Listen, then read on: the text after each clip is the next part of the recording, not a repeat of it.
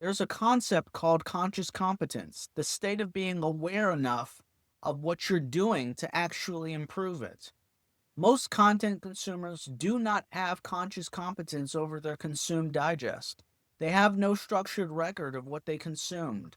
No way to see how different content spokes have been affecting them over time. You don't know what you're consuming in any structured sense. And you don't know that you don't know. The platform serves you content. You watch it, disappears into a residue, and the cycle repeats. This is the default state for most content consumers. You become aware that there is a problem, that your consumed digest is real, that it is larger than your watch history, and that you have no system for seeing it clearly.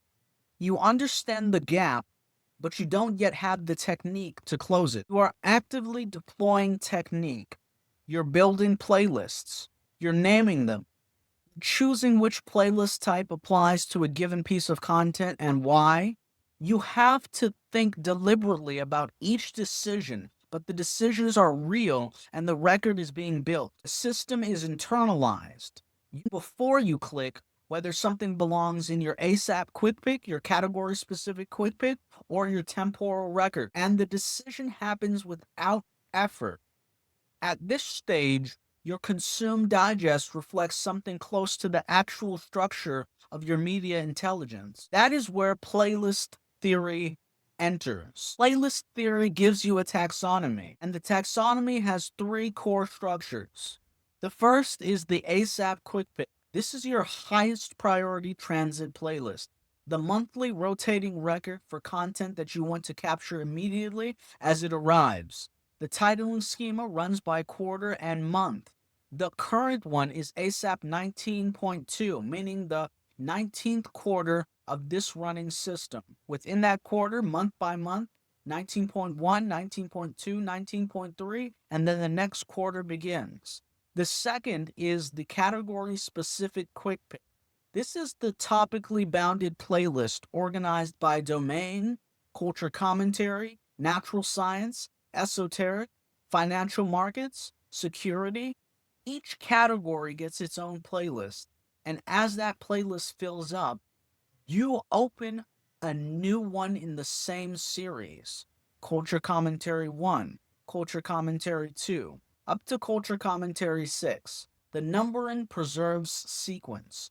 Which came first and which came last, and you can trace how a category evolved over time. What you're looking at on your screen is Culture Commentary 3, a playlist that's since been retired.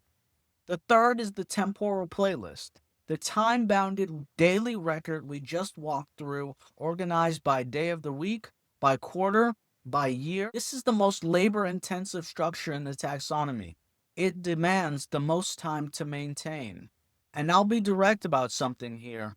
I stopped making temporal playlists a couple of years ago. The time investment was real, and the revenue wasn't there to sustain it at the level of quality it deserves. That is an honest thing to say, and it means the temporal playlist layer of the system is not free. It has a real cost in sustained attention, and that cost has to be weighed against what you actually get from it. But the ASAP quick picks and the category specific quick picks, those have continued, and they have given me something concrete. I know that I don't have to worry about losing access to content that passed through my subscription box a year ago or 2 years ago. I have a structured consumed digest across 12 ASAP playlists for an entire year. I can return to it. This is what conscious competence over your consumed digest actually looks like. Not in theory, but as an operational fact. And every time, the path back to that record runs through the same place. It begins with the title. It's what makes up the discipline of content consumption and curation. Understanding what those titles and thumbnails represent for you as a consumer and for your audience.